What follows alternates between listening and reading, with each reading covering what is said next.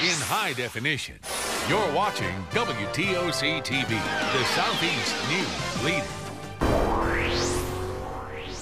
Deputies say this truck is stolen and there's someone hanging on for their life in the back. Controversy swirling in Rincon. The police chief is on administrative leave, and now new information that it could involve a steroid drug investigation. And it's been months since police found a baby dead in a trash truck. Now, finally, a break in the case.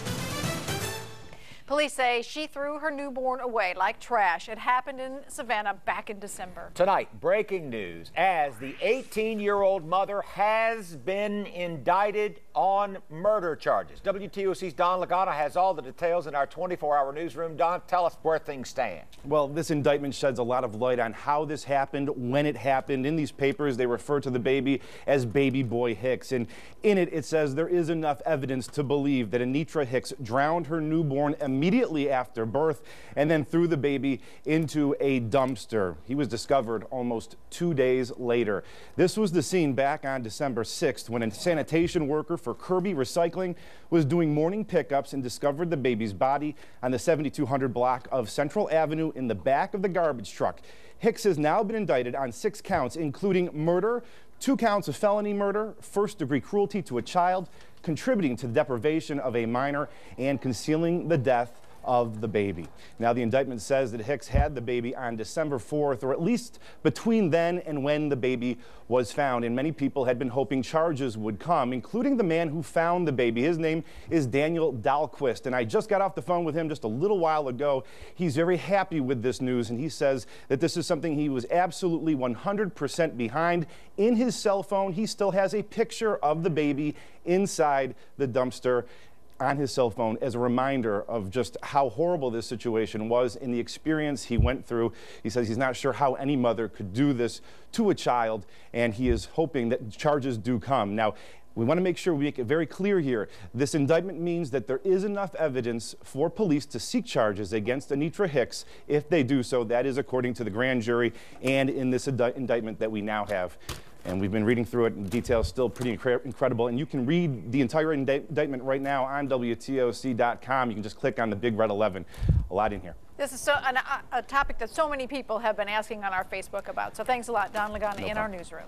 Another story still developing in Effingham County. One man is still on the run from deputies after stealing his roommate's truck, and that is just the start of a wild ride through Effingham very early this morning. Our Melody Roberti is staying on top of this story. Melody?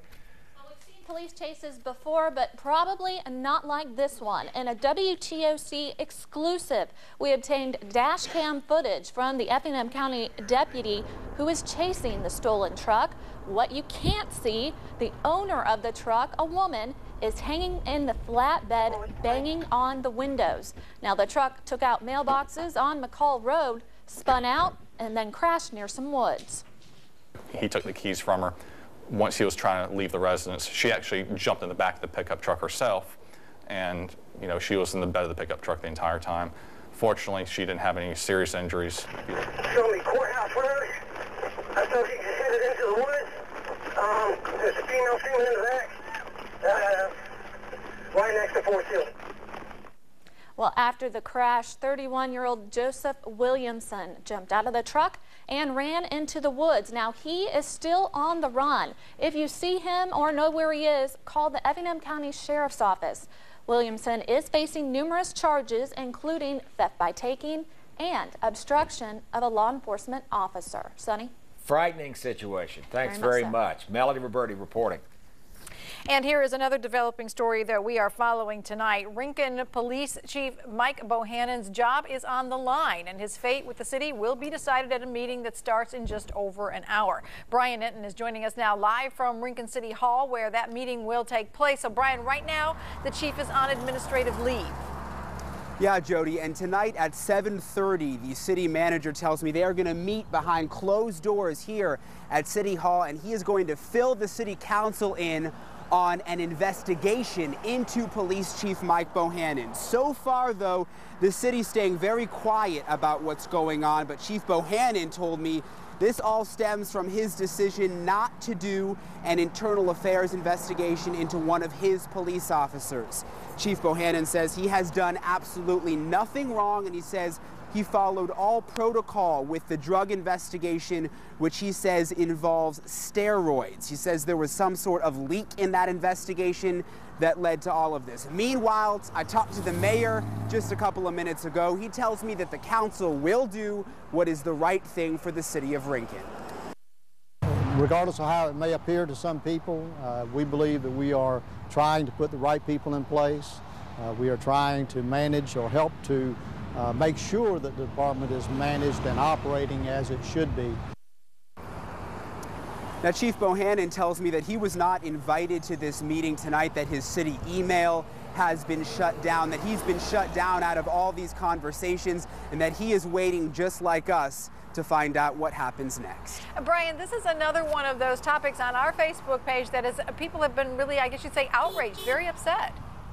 Yeah, Jody, I think you have to put it in perspective and you understand, you know, the Rincon police chief a couple of years ago, Michael Berry, was let go by the city council when they said that he was unethical. They brought Chief Bohannon in. He did a lot of drug busts, prostitution busts, got the public on his side, and now all of a sudden he's put on administrative leave, so people want to know what's going on. All right, maybe some answers after the meeting. Brian in Rincon. How much stuff did investigators take from Top Dollar Recycling? How about 60 to 70 boxes? Well, the company's back in business today. They were forced to shut down yesterday as the law officers dug through the company's business records, and now the investigators are going to sift through all those boxes of information and determine whether or not more warrants should be issued. This case involves $4 to $6 million worth of scrap metal that was stolen from a Swainsboro business. How much may have wound up here? What, if anything, did they know about its origins? That's the basis of the investigation. After WTOC's exclusive report on a dog shot by a neighbor and later put to sleep, here's another one. You flooded our Facebook pages with comments. Tonight, still no word from Bryan County Sheriff's Office on whether or not Richmond Hill locksmith Stuart Smith will face any charges over the shooting of a 1-year-old pit bull named Allie. According to the police report, the dog was sitting in Smith's yard, so he shot her with a shotgun. The owner of the dog tells WTOC the sheriff's office has left it up to him to file charges. Meanwhile, Pitbull Parents of America has organized this online petition to ask for charges to be filed. So far, more than 260 people have signed it. It's another great day for Great Dane as the company breaks ground to expand its Savannah facility, more than 30,000 square feet, with a one-of-a-kind full-scale road simulator, an engineering lab, and a technology garden, which is going to have interactive hands-on educational displays. Company officials say the project is going to work hand in hand with their Statesboro facility, the one that we showed you officially opening yesterday. There's no new jobs with this facility, but Great Dane is still hiring for the Statesboro location. Watching for any rain? Take a live look outside from the WTOC Skycam. Meteorologist Pat Prokop coming up with your exclusive First Alert Doppler Max 1140. But first, construction in the Low Country. Just what the doctor ordered, we'll explain next on D News. Hi, my name is Nancy Flamer from Savannah, Georgia, and I'm proud to fly my American flag in celebration of America. Thanks for watching WTOC TV, the Southeast News Leader. This is the news at 6. Beaufort Memorial Hospital's emergency room is undergoing a major overhaul. And today they officially moved the ER temporarily to make way for construction on the Low Country's most brand new emergency room. Low Country reporter Jamie Daly was there for the big move and has more on what you need to know. Beaufort Memorial Hospital has been a busy place as they temporarily moved their emergency room from its current location to the Cochran Heart Center. Yeah, this was a pretty lofty goal, and today's the effects of it, so we're very excited about it. And actually, it's been an incredible plan and all coming together as we had hoped. After months and months of planning, the hospital staff packed up and moved everything out so construction crews can move in and renovate the ER. It is 16 years old. It was built to handle a volume of little over 20,000 patients, and last year we saw 40,000 in that space. So it was very cramped, very crowded. We didn't have enough rooms for all the patients. They were in the hallway. The construction is expected to take about 8 months to complete and will ultimately double the size of the ER. We'll have 27 patient rooms, we'll have that fast track component again, we'll have a waiting area, the trauma bays, better ambulance flow. In the meantime, the Cochrane Heart Center will serve as the main ER. We will triage and treat some minor injuries on the first floor, and then we're using an inpatient med-surg unit that we do not occupy on a full-time basis.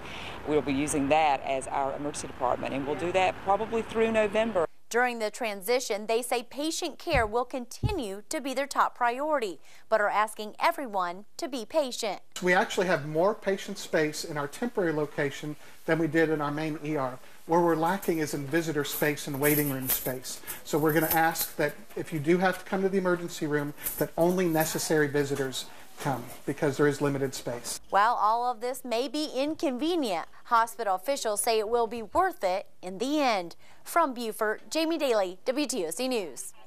Now, the old ER entrance is closed off, so you will need to enter through the Cochrane Heart Center, which, as you saw, is now labeled the emergency room. If you want to see even more from today's big move, check it out on our interactive slideshow at WTOC.com. Golfers praying for better conditions around the Amen Corner after storms last night in Augusta. What about here? Taking a live look outside from the WTOC downtown Skycam. Beautiful shot of the river. Your forecast is next.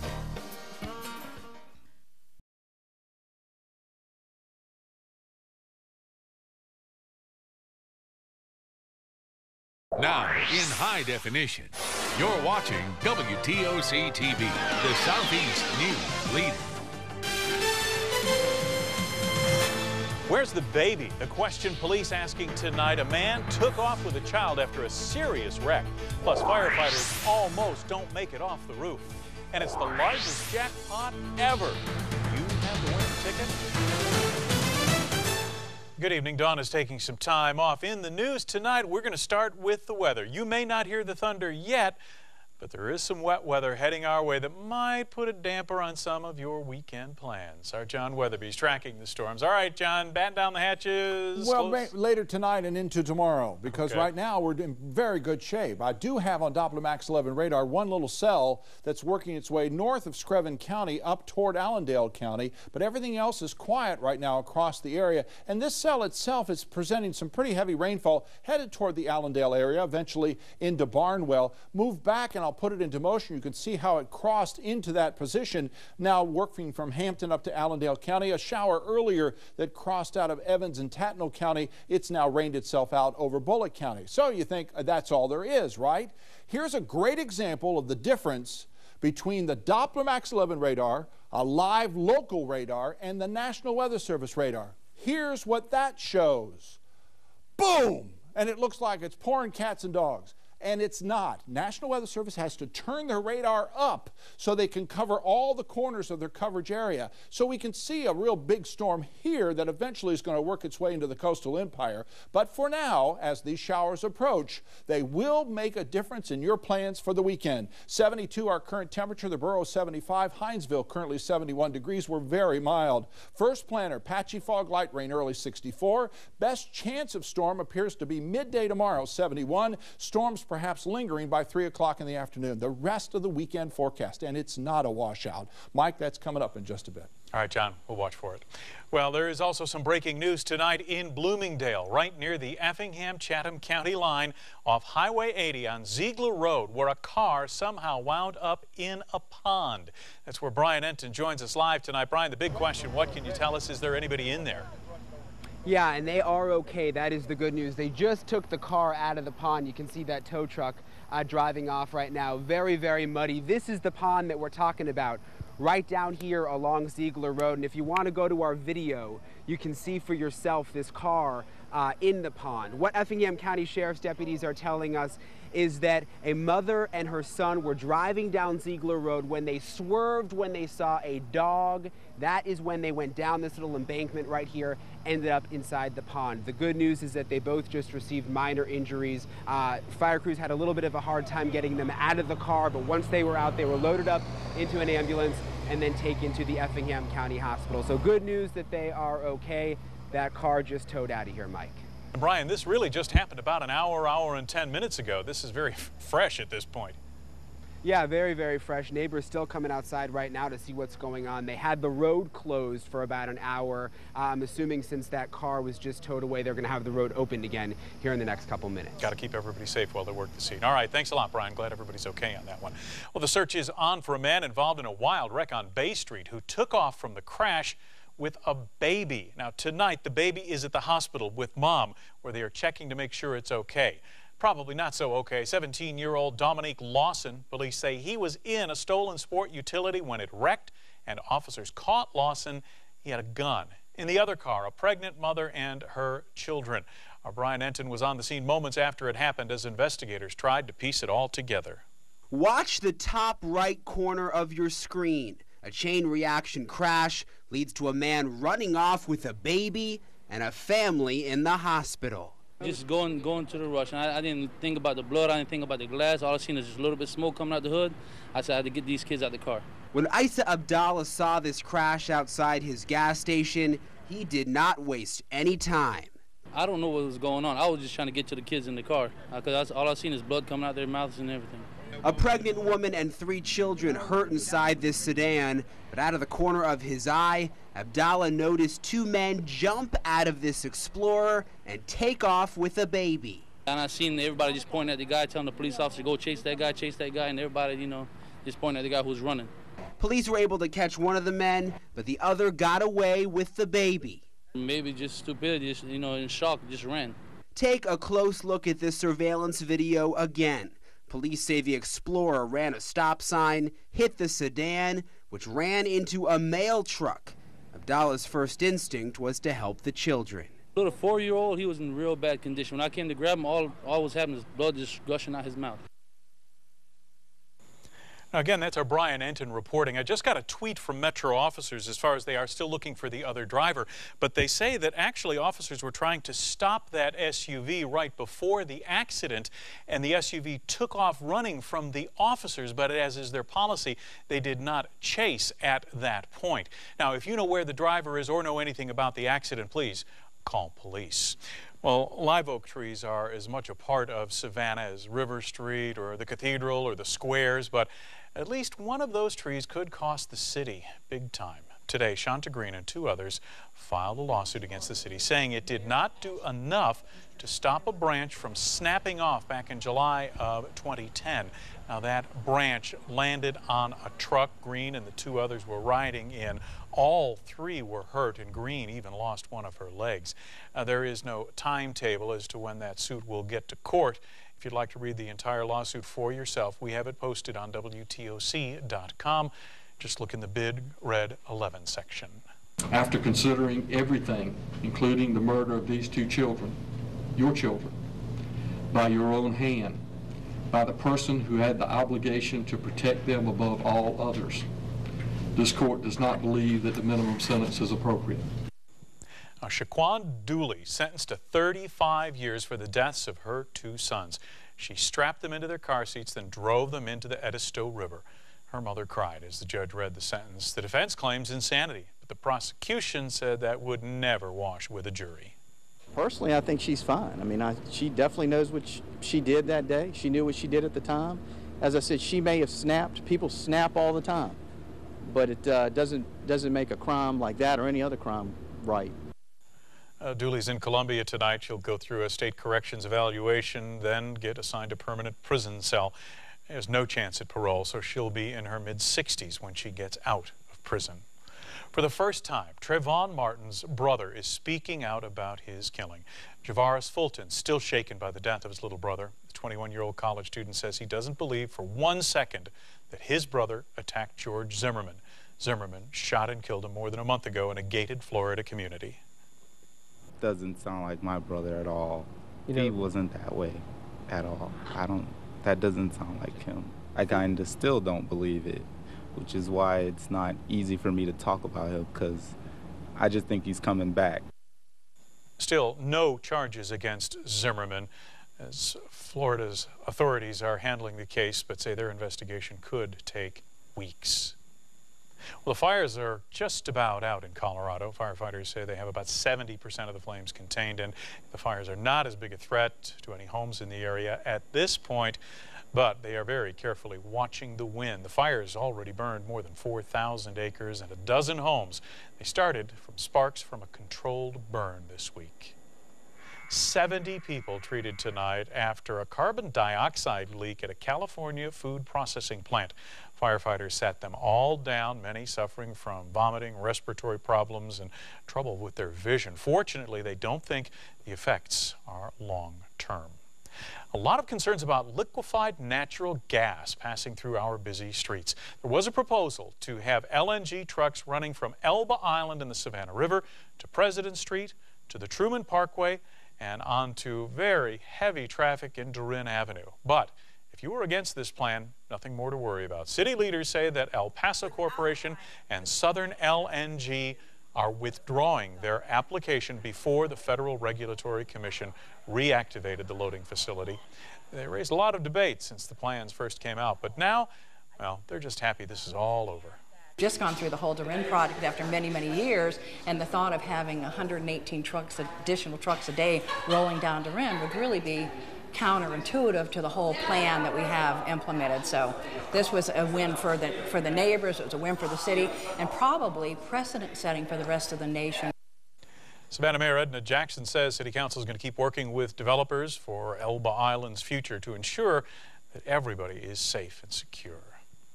Well, do you have your ticket ready? The biggest lottery jackpot in the world up for grabs tonight. Our Saria Sandlin is watching all of this action. What are you waving over there? What's up with that? Well, Mike, the jackpot broke a new record today and is sitting at nearly $750 million, $640 million to be exact. I spent some time at a gas station today, and they say they sold as many as 1,000 tickets in less than 30 minutes, with some people buying more than $100 worth of tickets at a time. Now, sales ended just a little bit ago, so coming up later in the show, we'll tell you what the winning lottery numbers are. Everybody's going to be watching, so there's your 2-minute warning. Get your tickets, get your pen, get ready to go. All right, Saria, we'll see you again in a few minutes. Well, a big thank you to the men and women who help keep us safe. New tonight at 11, welcoming home our Vietnam veterans in honor of Georgia Vietnam Memorial Day. A ceremony tonight at Emmett Park. Brass quintet from the 3rd Infantry Division performing a 21-gun salute, a wreath laying at Savannah's Vietnam Memorial.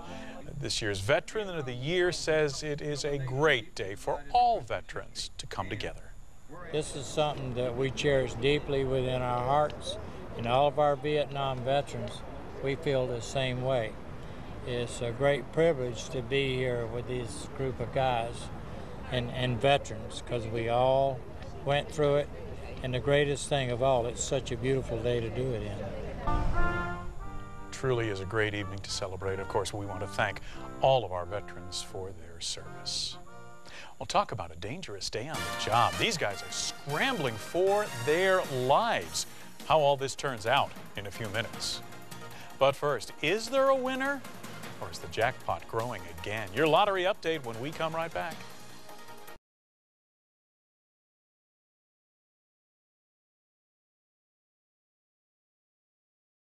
Now, in high definition, you're watching WTOC TV, the Southeast News Leader. You're taking a live look right now of video from a shooting going on right now in Tatumville on the west side of Savannah. Good evening. Mike Manhattan is taking some time off. We begin tonight with some breaking news. Our Brian Nissen is on the crime scene now on Sherman Avenue. Brian, what happened?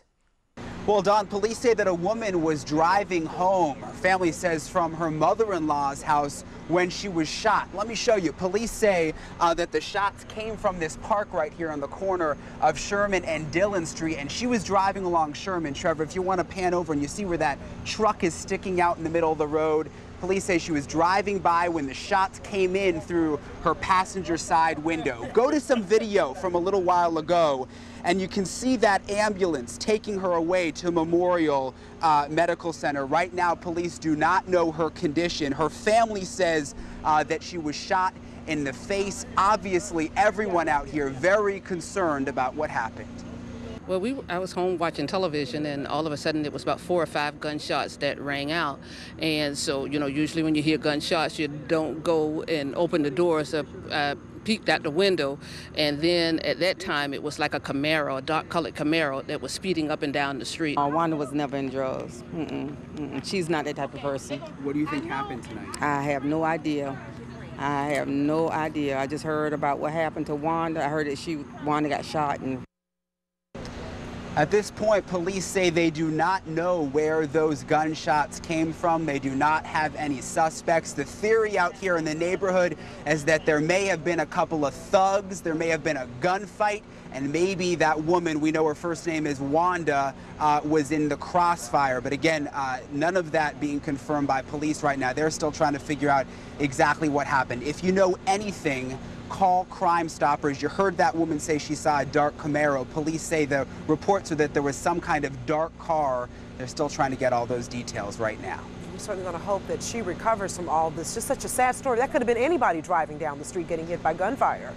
Yeah, exactly. She was just over here visiting family, doesn't even live in the neighborhood, going home, and the gunshots come through the window. All right, Brian, let us know if any new developments occur in this heartbreaking story. Thank you so much for your report.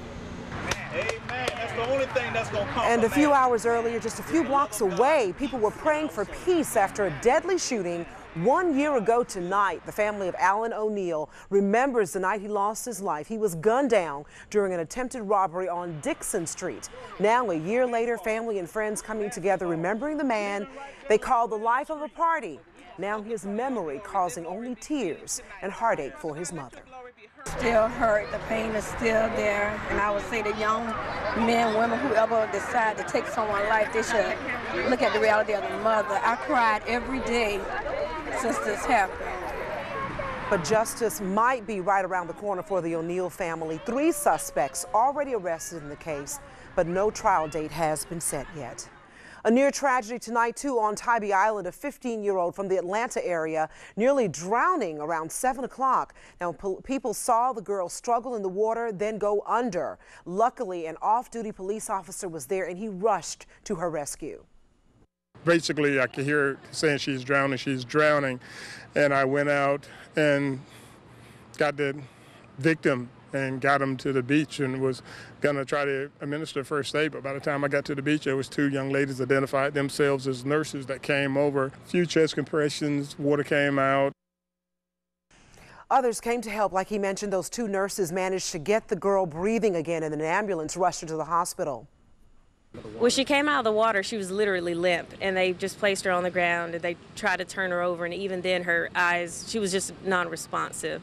I did take the towel from someone and wiped her eyes, and that's when she started to blink, and she raised her thumb to let us know that she was trying to breathe. Tybee police say the girl was in town with a church group, but witnesses say they did not see any counselors around while she was swimming. But she is expected to be just fine. Police are not releasing her name until they can contact her family. Well, the Beaufort community is still mourning their own drowning tragedy. Rising senior at Beaufort High, Samaj Johnson sank into a pool and drowned, a pond that is, and drowned yesterday. The news of his death still very difficult for his high school teammates to understand. It's not as frightening as it is surprising, because he did all those sports. He ran track. He was gonna do swimming this year, I heard, and it's more surprising than frightening. Johnson's body was sent for an autopsy. It could still be weeks before we get the results back. Well, certainly a wild afternoon on the streets of Savannah. A wreck closed down Abercorn from Eisenhower to Hodgson Memorial. Police say around 2:30, Alan Johnson raced past them in a stolen van near Eisenhower and Waters, running a light while traveling in the wrong lane. Johnson crashed into a car. He then lost control of the van, crashed into a parking lot, knocked down a wooden utility pole, struck another truck and another pole. Witnesses say he then got out and ran, but police caught him within moments. 3 people rushed to the hospital tonight. Johnson's in jail facing traffic charges as well as theft by receiving stolen property. New details tonight about a pair deputies say shot 4 people overnight.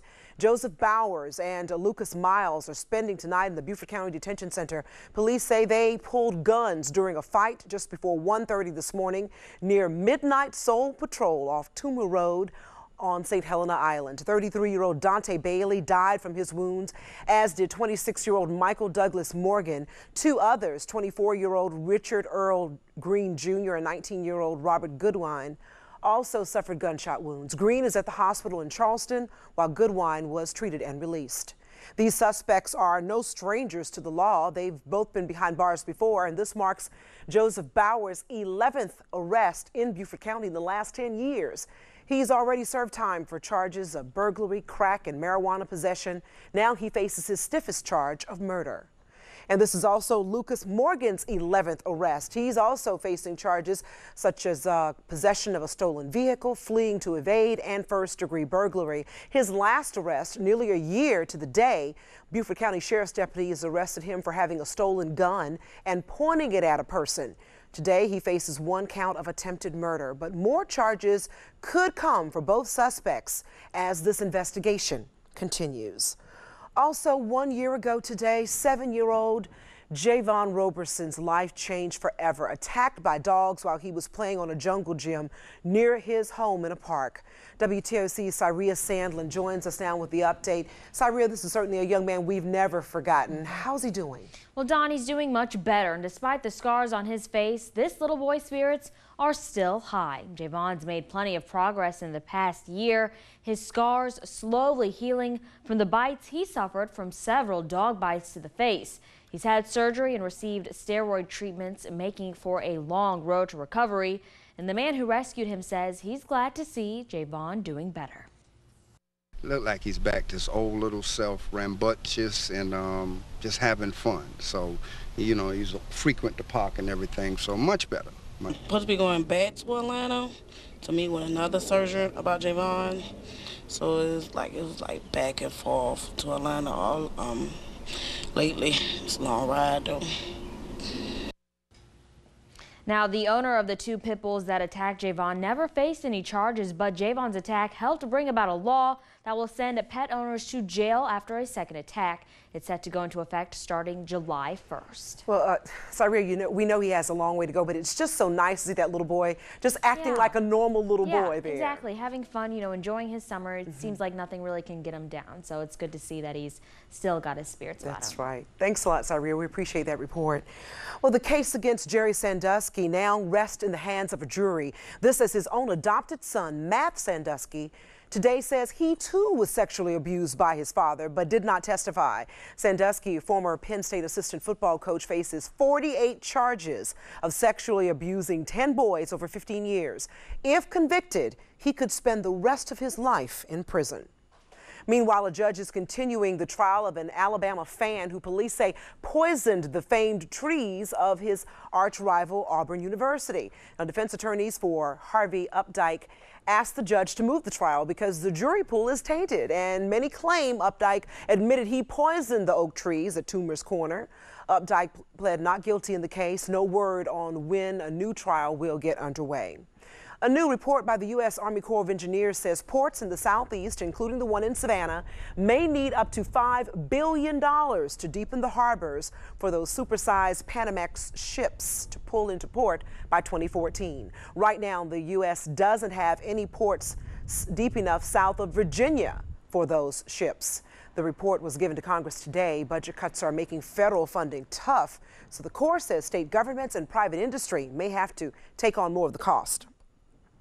First Alert meteorologist John Weatherby joins us for Weather Now. It was a nice day to be out on the water, just enjoying River Street. Sure, we were lucky enough to do that and didn't have to wear a suit or carry around a purse or whatever. Those of us that had to work. Keep your purse at home, John. Yeah, I know. I keep trying to bring it along.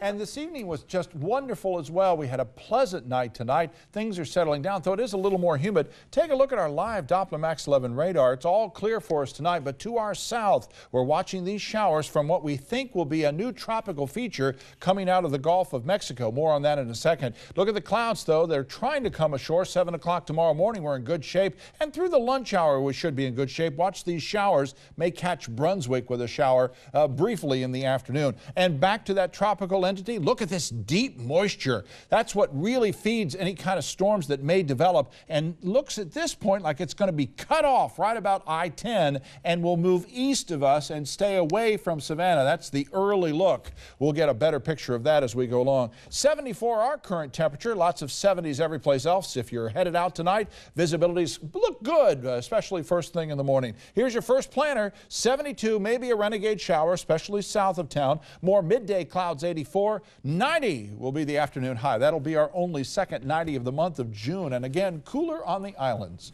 First alert, Doppler Max 11 forecast on is straight ahead. Thanks, John. We're looking forward to it. Well, that's no Hollywood trick. It's all Mother Nature's handiwork, and it's real. We'll tell you how it came to be. But first, the American Red Cross saying thanks for a job well done. Thanks for watching WTOC TV, the Southeast News Leader. This is the news at 11. And we are back with breaking news we first told you about at the top of our newscast. Our Brian Enton is still live on the scene of that shooting on Sherman Avenue on Savannah's west side. Brian, you have an update for us. Yeah, we're getting a little bit of detail on how this woman is doing. Police have just sent detectives over to the hospital, so they are not ready to release a condition. But I did talk to one of this woman's family members who's been on the phone with her family at the hospital, and she told me that she is alert and conscious, that she was able to even speak a few words, and that when she actually left the scene, that she was nodding her head up and down, and that she was conscious. They say that she was in scrubs because she works at a doctor's office, and that there was a lot of blood on those scrubs. But again, the good news is that she was alert. We do have her name from the family members, but at this point we're not going to release it just because they haven't been able to contact everyone in her family because it's so late. And obviously we want to make sure that they get word from the police before we put the name out there, Don.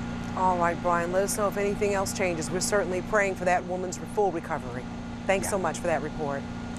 Well, they jump in at a moment's notice, ready to help whenever emergencies strike. Off man! But for 49 first responders from South Carolina, California, Louisiana, and Texas, a little fun on board the USS Yorktown in Charleston. They're taking part in the rescue competition over the next few days. During that competition, teams have to solve rescue scenarios using rope rescues and emergency medical skills. Those events continue tomorrow. And honoring the volunteers who always keep the American Red Cross ready for a disaster. This is the Southeast Georgia chapter's 95th annual meeting held tonight at the Savannah Marriott Riverfront. They want to honor everyone who's helped out throughout the past year. And we celebrate what we've accomplished during the years we've had, and how hard we've worked, and how we've been there for the community in need, and how they've been there for us. We celebrate each other. A couple of those honorees very special to us. Take a look at that face. That's our own Dow Kennedy, given the Community Spirit Award for all that he does in our area, including, you remember, walking almost 90 miles within a few days. We're so proud of him. And also, that is our news director, Jan Smith. They handed her a surprise donor award for all that she does for the organization. Good job, guys. We are so proud. Congratulations. We want to see those trophies tomorrow. Well, get ready. Hollywood's calling, and the stars are already out. But first, here is a live look outside with our WTOC Western Riverfront Sky Cam. John is up next with your Doppler Max 11 forecast.